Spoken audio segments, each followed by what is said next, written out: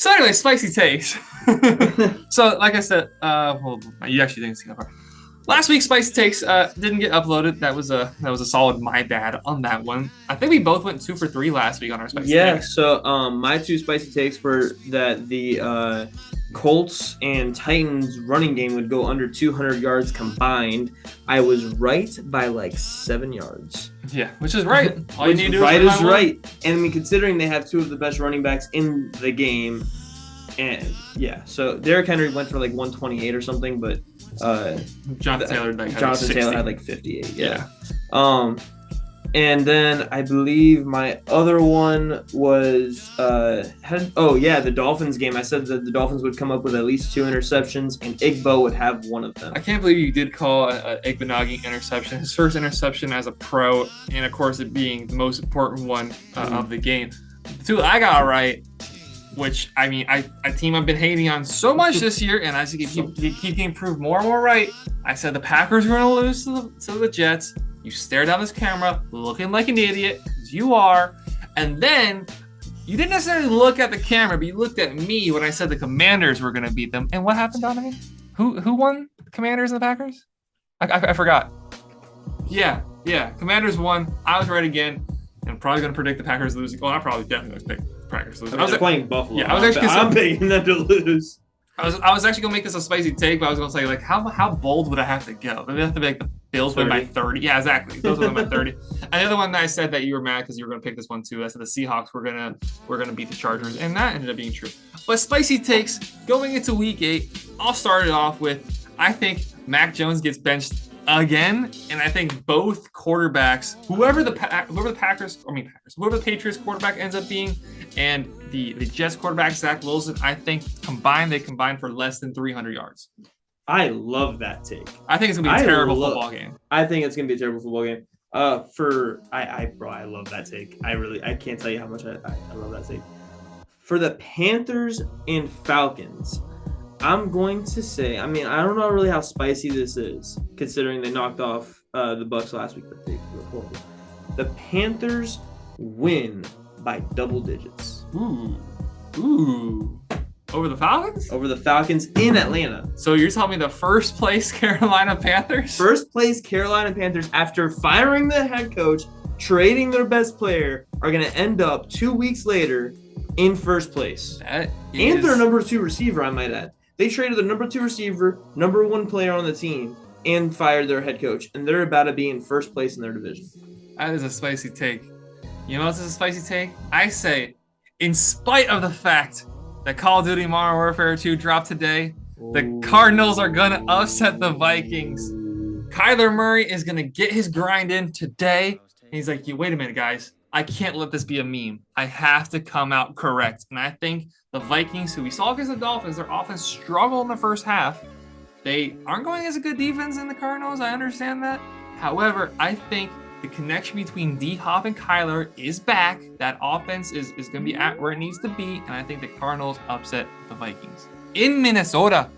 Oh, you know. I love the accent. Minnesota. I like that spice. I don't think it's going to come true because I think Call of Duty is going to have a major factor. It might. But, so for my next take, the Bears upset the Cowboys. Damn. In Dallas. That's mine. Bro, Justin Fields looked really good last week. My bad. Hey, you stole 2. Yeah. You stole 2 from I me. wish I led that just so I could see your infuriated face. The Bears upset the Cowboys. I don't think Dak continues his welcome back party. I mean, they really won last week because of their defense. I don't think that continues. I do think Diggs kind of locks up Mooney, but besides him, they don't really have anybody special in the secondary. And we've seen Justin Fields has the ability to escape Mike Parsons, so that's how I think it's going to go. Well, now that you stole my last one, that's unfortunate. Karma's a bitch, ain't it? Hey, yeah, it is. It's not fun being on this side of it, because now I'm looking at the rest of these games like I don't really feel spicy. But we're going to be spicy nonetheless. I think the 49ers are going to wallop the Rams. I think the 49ers are going to win by 20-plus points over Los Angeles Rams in Los Angeles. The Rams are getting Van Jefferson back, apparently, according to you. I don't know if that's true or not.